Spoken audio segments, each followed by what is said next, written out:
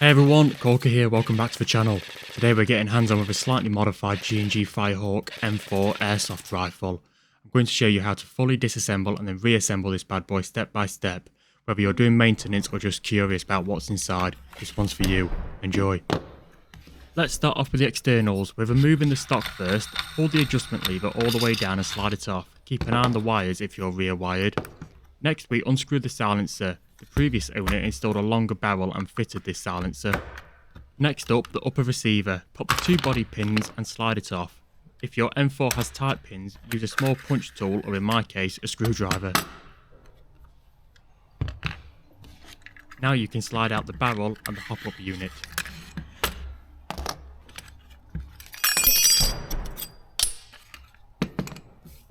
Next, you want to remove the screw inside the stock holding it together. Just be careful to not damage the wires feeding the motor.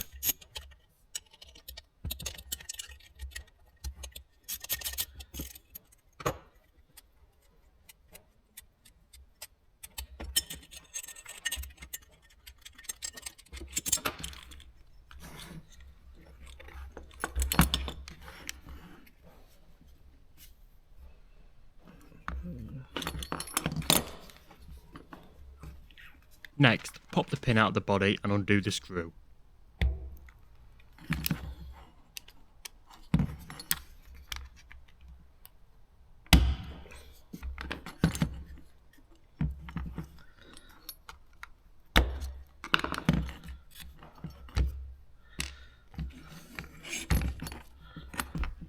Disconnect the wires going to the mini Tamiya if your gun has this.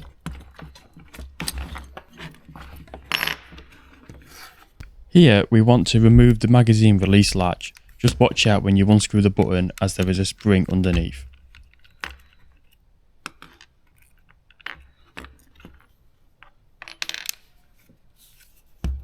Now we need to undo the two screws at the bottom of the foregrip that is holding the motor in place.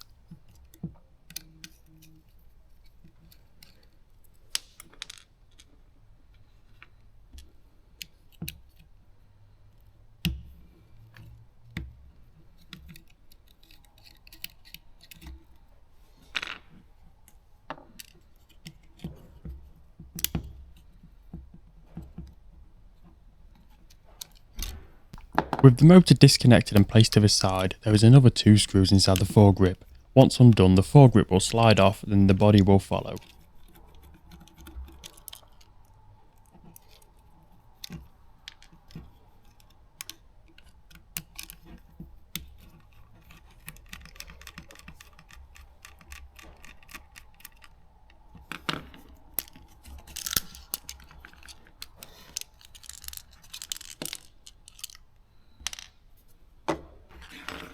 Gently pull the gearbox away from the body, just watch out not to trap any wires.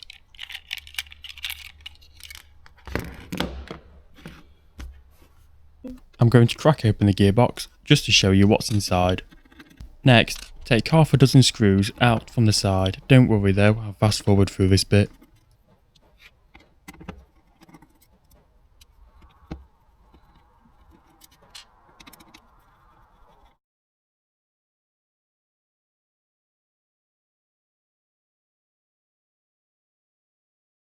Be careful here, the spring is under tension. Hold it down as you release the pressure. Inside you'll find the spring, piston, gears and compression system. If you're doing upgrades, this is where all the fun begins. As you lift the shell, let the tension off slowly and remove the spring guide. This is the part sitting at the back of the gearbox holding the main spring in place.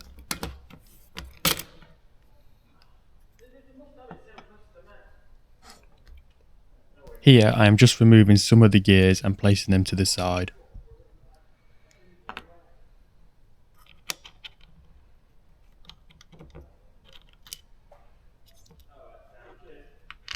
Next, slide the spring out, give it a check. If it's bent or kinked, it might be time for a replacement. In my case, the previous owner cut this spring down, so I will replace it with a new M100 spring in a minute. With the spring out, you'll see the piston, piston head and nozzle. They sit inside the cylinder and are attached to the gear rack. Gently pull the piston out of the cylinder. It might come out with the tappet plate and nozzle attached, so guide it out slowly. Check the piston teeth for wear. If they're rounded or stripped, you'll get compression issues or misfeeds. The piston head should have a good air seal and sit snug inside the cylinder. Other internals in here include the gear set, spur, bevel and sector gears, and the anti-reverse latch, which is a spring-loaded part that prevents the gears from spinning backwards. In my case, the gearbox was driving a camel as well, you know what, so I applied a thin layer of grease to all moving parts with a small paintbrush.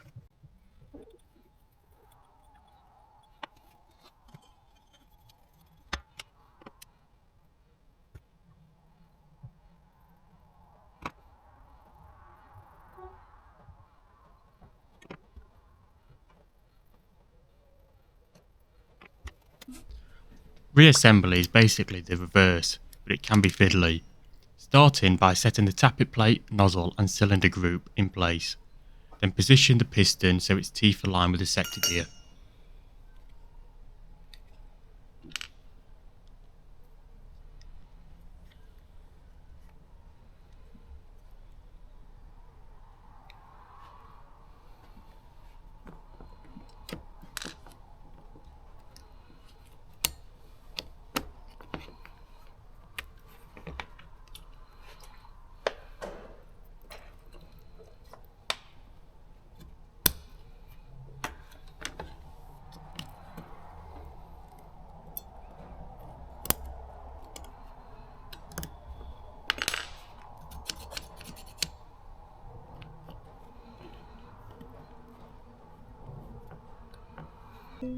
Slide the spring back, then compress it and drop the spring guide into position. Be careful not to let it slip.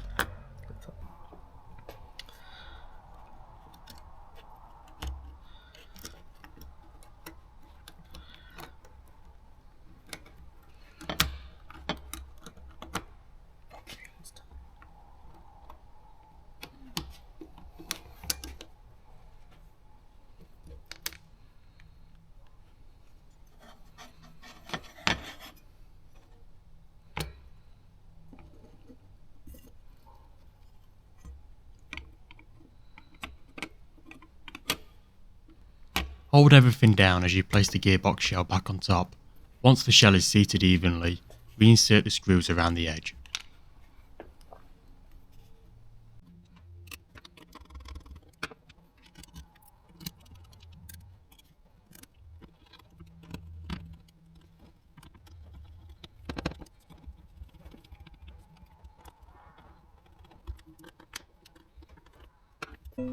And that's it, your gearbox internals are now clean, inspected and back together.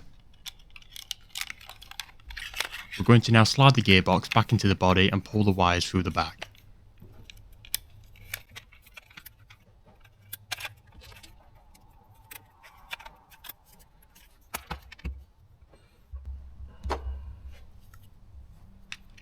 Now feed the wires down the foregrip, then install them 2 screws holding the foregrip in place.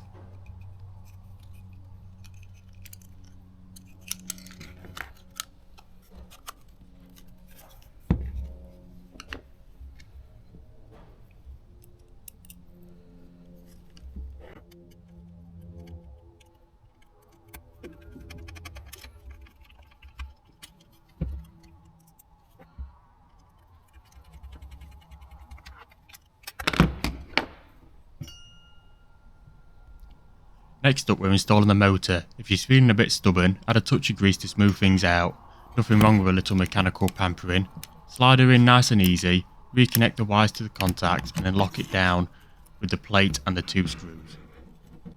Don't forget to connect the wires back up to the contacts on the motor.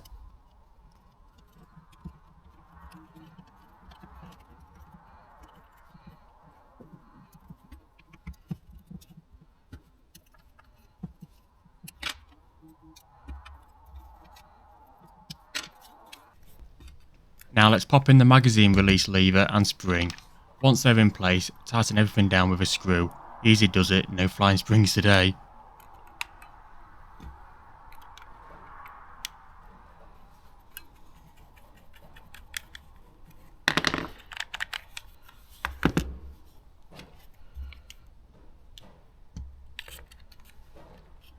Pop the pin back through the body, but don't use a fucking wrench like me.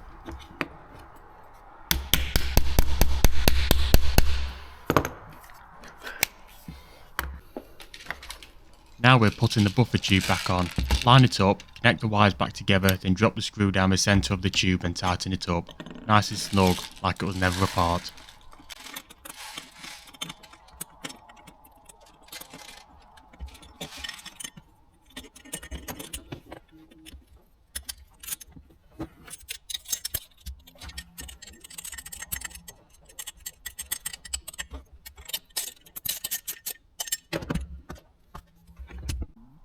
Now reconnect the hop up and barrel assembly into the upper receiver.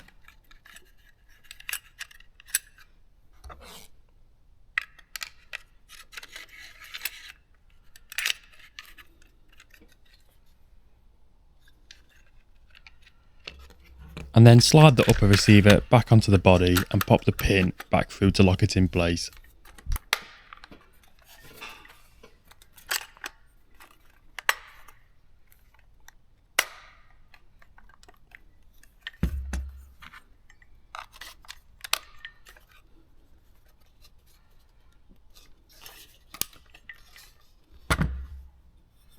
Last step, screw the silencer back on, snap the stock into place, and that's it, job's done, looking good and ready for action. I'm wrapping things up with a quick demo. Here's the gun in action, both semi and full auto, plus a look at the power it's running on the chrono.